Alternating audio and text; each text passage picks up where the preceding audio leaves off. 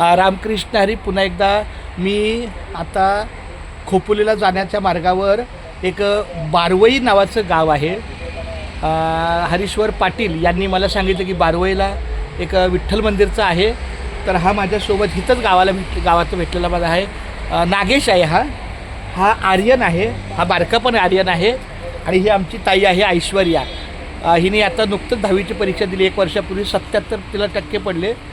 मला असं वाटतं की अजून तिने शिकावं, कारण तिचा अभ्यास जर नक्कीच चांगला असेल तर तिला शिक्षणाची गोडी असेल तर पुढे तिला शिक्षण व्हावं ही माऊलीच्या चरणी प्रार्थना. नागेश, तू काय करतोस? शाळा शिकतो. कितवीला आहे? 10वी. आता तू रनिंग 10वीला आहे. परीक्षा चालू आहे. चालू आहे. मग अभ्यास चालू आहे का? होईल तसं होईल. नाही, चालू आहे. चालेल, चल ठीक आहे. तुला परीक्षेच्या हार्दिक शुभेच्छा. हां आर्यन, तुझं 6वीला आहे. छान. तू रे? 10वीला आहे. तुमच्या सर्वांना परीक्षेच्या आणि पुढच्या आयुष्याच्यासाठी हार्दिक शुभेच्छा. मी पण शिक्षक आहे. माझं नाव हरिभक्त परायण, म्हणजे भ प जो वारकरी आहे तो चंद्रकांत पांडुरंग कारंडे. आणि ही ऐश्वर्या मशीन कोर्स, शिलाई कोर्स केलेला आहे.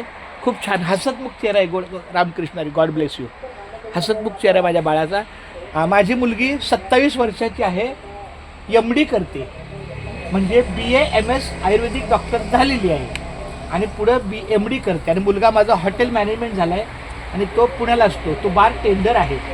दोन्ही मुलं माझी फार सुंदर शिकली आणि कामाला आहेत आणि खूप चांगलं चाललं आहे. मी पण नोकरीला आहे, पण रामकृष्णारी जीवन चांगलं. आणि बघा, हा बाजूला हायवे आहे आणि हायवेच्या लागूनच ते गाव आहे आणि हे पहिलंच घर आहे. आणि ह्या घराच्या पुढे जो छोटा पायवाट आहे, रस्ता आहे, त्यालाच विठोबा मंदिर आहे. तर हा माझा नागेश दादा आणि त्याच्यासोबत हे दोन्ही आर्यन जर आले तर चांगली गोष्ट आहे. पण मला दाखवा हा माझ्या बाळाने. खूप छान, थँक्यू. बरं, कसं वाटलं माझी भेटून तुला? खरं सांग.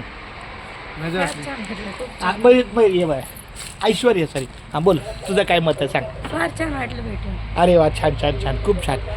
मला मुलं भेटली ना, मला खूप आनंद वाटतो, मजा येते. मी त्यांचा होतो, म्हणजे मुलांसोबत मुलांच्या संगतीनं राहिलं पाहिजे, तर तो एक जिवंतपणा येतो. अजून पण मी शिकवताना मुलगा म्हणून होतो. मी शिक्षक आहे म्हणून शिकवत नाही. शिक्षकाने मुलगा होऊन जर तुझ्यात रमलं, तुला काही समजवलं, तर तुला ते जास्त लक्षात. म्हणजे शिक्षक म्हणजे एकदम मी कडक, शिस्त, जिथं आवश्यक आहे तिथं कडकपणा, शिस्तपणा पाहिजे, पण शिकवण्यामध्ये कधीही नम्रता पाहिजे. मग मी विद्यार्थी होऊन शिकवतो. कधी कधी मी 2री 4थीच्या वर्गावर जातो ना, तर त्यांना खूप बरं वाटतं, आनंद वाटतं. खूप छान माऊली. रामकृष्ण बोला सर्वांनी. रामकृष्ण बोल. रामकृष्ण हरी. रामकृष्ण हरी. रामकृष्ण हरी. खूप छान. Thank you very much.